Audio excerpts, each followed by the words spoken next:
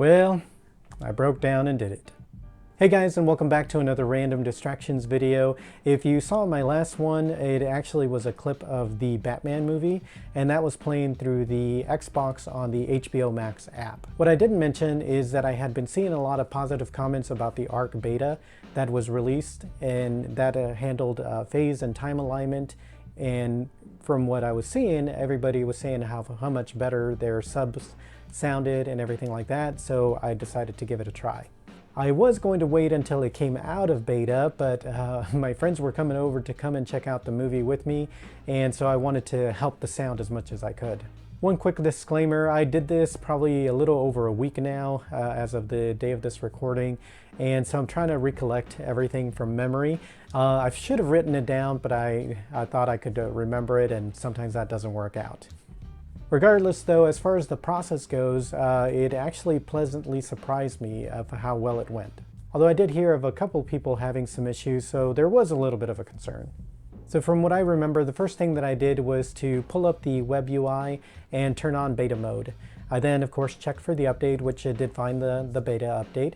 And this part actually took quite a while. If I remember correctly, it took probably over 10 minutes for the actual update to go through on the Anthem receiver. While it was doing the update, I was looking over the directions on the Anthem website, and one thing that stood out was that it said that the process would finish overnight, and so that it would be ready to go the next time you turned on your Anthem. Unfortunately, I was doing this the night before my friends were coming over, so I didn't really want to wait that long. So I thought, well, I wonder what would happen if I just turn it off and turn it on. This is where I actually thought there might be something wrong, or I was running into an issue, because when I went to turn it off, it didn't immediately shut off. And so in the back of my mind, I'm like, well, maybe it's, trying to finish up the process, or there's something that it has to do before it shuts down. So I decided just to be patient and wait, and sure enough, after a few minutes, it turned off. I then turned it back on, and everything was up to date. I then downloaded the beta version of Arc Genesis and installed that on my laptop.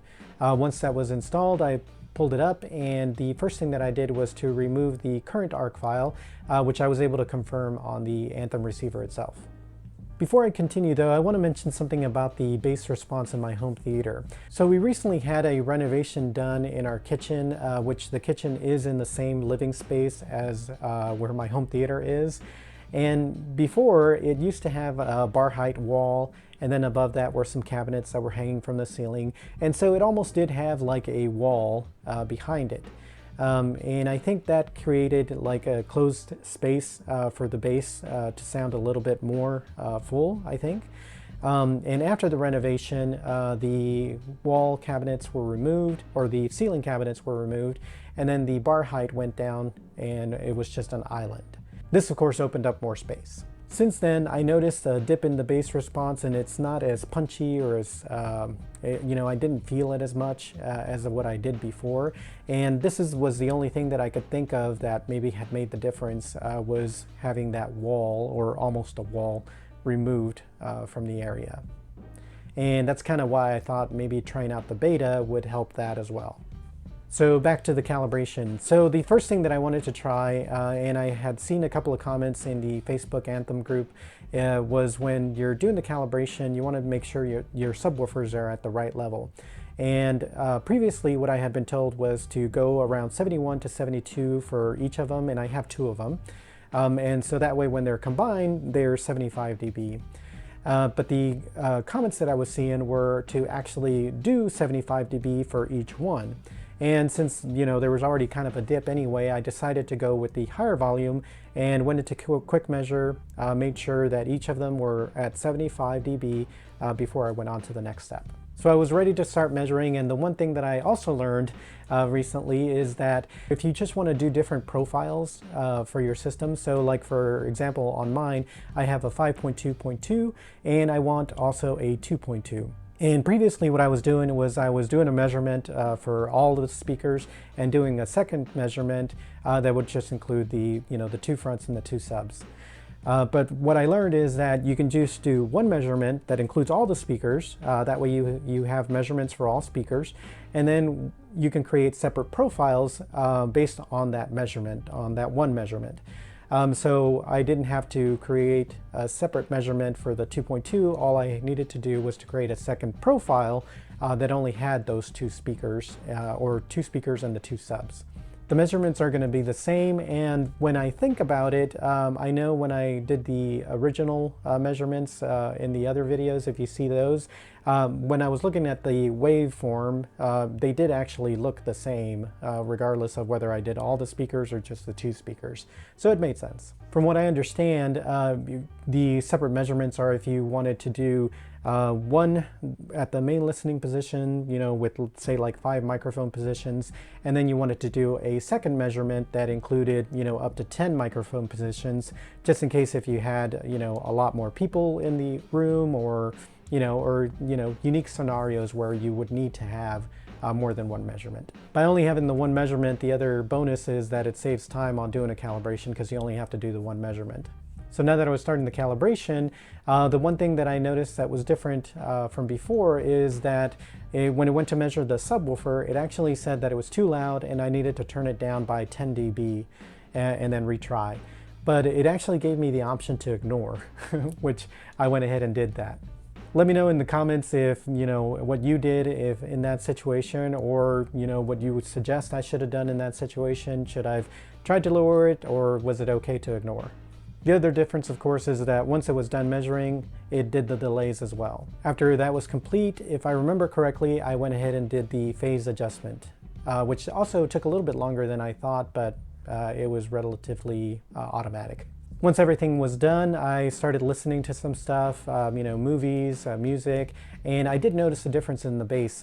It actually sounded like a bit smoother than what it did before, and it's kind of hard to explain, but it felt a little wider. I guess before the bass seemed to be a little more centralized, but now it felt a little bit wider and more open. Like I mentioned, this was the day before my friends were coming over to watch the movie, so I left it like that. But during the movie itself, I liked the way that it sounded, but it still felt like it was missing, you know, a little more oomph in the bass. Luckily, the Anthem gives you a lot of options in regards to arc genesis and, you know, the room curve and everything like that. So what I ended up doing was boosting from the 3 dB in the room gain to 6 dB. It also had a 0 bass boost, and I boosted that to 3 dB.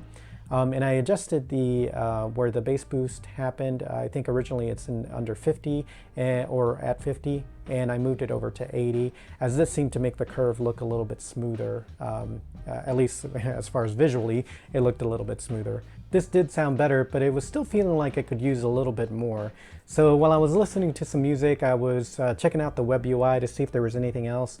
And one thing that I noticed is in the main zone, there's a levels area. And I noticed that in this area, there's also one specifically for the subwoofers.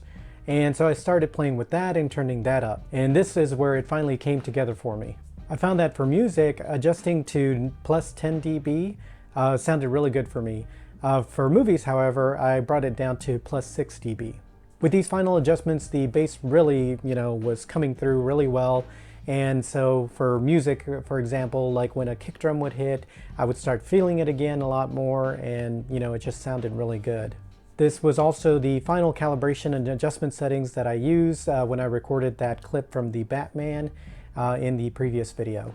Did I do the right thing? Could it be done better? I'm not sure, so let me know in the comments if you have any suggestions or thoughts on whether I should try something else, or if, you know, if that sounds good. Have you tried it? You know, anything like that. I'm definitely open to any comments that you have. For now, I'll just keep listening and see how it sounds, and if I make any additional changes, I'll let you know. I am actually still considering using a remote calibration with a gentleman from the Anthem Facebook group. So if that happens, I'll let you know how that goes. Well, that's all that I have for this video. Would definitely appreciate a like, of course, and make sure to subscribe and hit that notification bell so you'll be notified when the next one drops. And until then, I hope you have a good one.